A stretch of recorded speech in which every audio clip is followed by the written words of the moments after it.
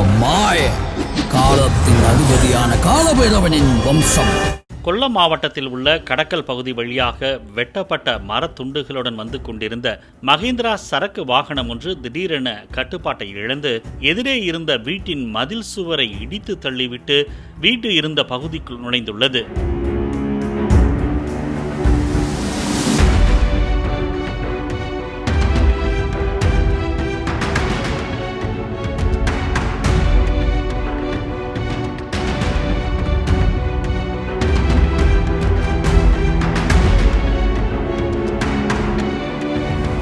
இந்த விபத்தில் டிரைவர் உட்பட மினி டெம்போவின் பின்னால் இருந்த தொழிலாளர்களும் அதிர்ஷ்டவசமாக உயிர் தப்பினர்.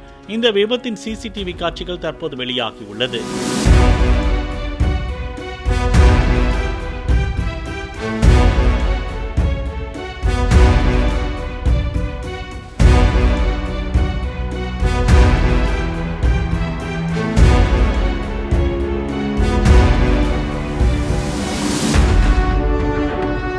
அவன் மாய காலத்தின் அதிபதியான காலபைரவனின் வம்சம்.